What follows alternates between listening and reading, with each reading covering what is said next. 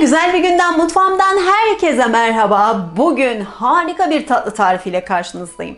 10 dakikada hazır. Gerçekten 10 dakikada hazır ama görüntüsüyle gerçekten saatlerce uğraşılmış gibi çok güzel böyle bir cheesecake'e benziyor. Cheesecake yapmak kolay değildir biliyorsunuz. Bir sürü malzeme ve bir sürü zaman. Ama bunda öyle bir şey yok. Gerçekten çok kolay. Bizim annem babam usulü böyle evimizde mutfağımızda hemen bulabileceğimiz malzemelerle 10 dakika içerisinde yapabileceğimiz muhteşem bir tatlı. Ferah mı ferah, limonlu bir tatlı yapıyoruz. Hadi daha fazla lafı uzatmayalım, yapımına başlayalım. 1,5 paket petibör bisküvi şöyle toz haline getirdim. Üzerine 100 gram eritmiş olduğum tereyağını koyuyorum ve güzel bir bisküvili taban hazırlayacağız şimdi. Güzel yağla bisküvileri birbirine karıştırıyorum. Bu tabanda bisküviyi istediğiniz şekilde kullanabilirsiniz. Fındıklı, çikolata parçalı, yulaflı. O da güzel bir lezzet katıyor.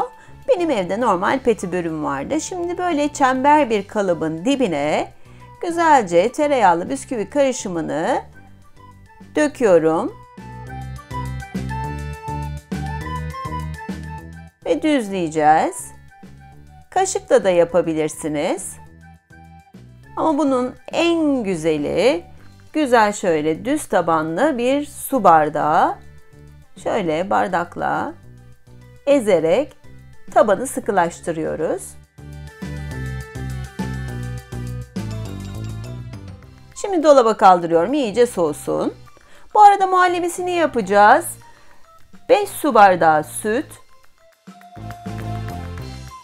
1 su bardağı şeker, 5 yemek kaşığı irmik, 3 yemek kaşığı nişasta, buğday nişastası kullanıyorum.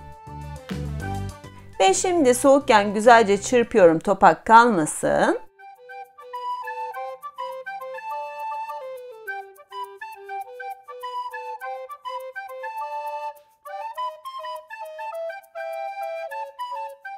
Ve ocağa gidiyoruz. Şimdi ocakta muhallebi kıvamına gelene kadar pişiriyorum.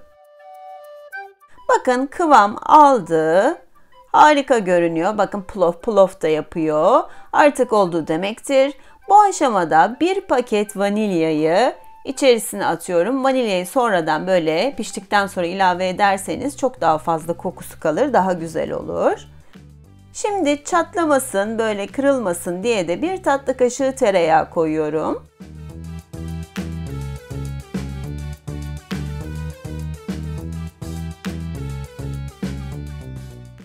Ve artık altını kapatabiliriz ve bisküvi tabanına muhallebiyi döküyoruz.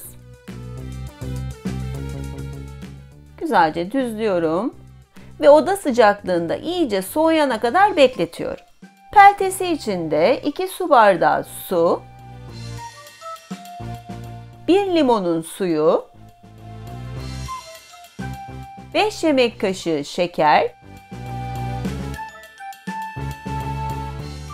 3 yemek kaşığı nişasta,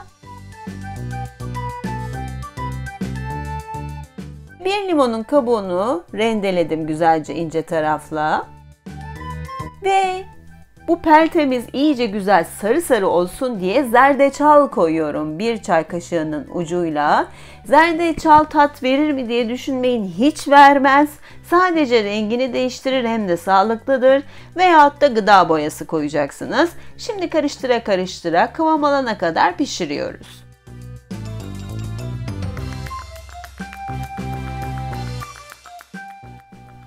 İşte limon peltemiz iyice pişti. Bakar mısınız? Pırıl pırıl parlıyor ve sapsarı. O ilk sıcaklığı çıktıktan sonra oda sıcaklığında soğumuş olan irmikli muhallebimizin üzerine şöyle kaşıkla döküyorum. Bu pelte inanılmaz lezzetli. İstediğiniz her yerde kullanabilirsiniz. Sadece böyle pelte olarak da yiyebilirsiniz. Hazır jöle almaya hiç gerek yok. Görüyorsunuz. Doğal ve harika. Şimdi her tarafını kapladıktan sonra oda sıcaklığında soğutup buzdolabına kaldıracağım. İyice soğusun. Ve çok güzel soğudu. Şimdi yavaş yavaş kelepçemi açıyorum.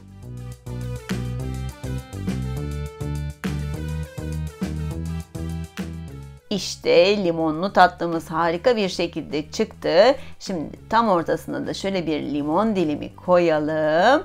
Limonlu olduğu belli olsun. Şimdi de servis zamanı. Şöyle bir dilim keseyim.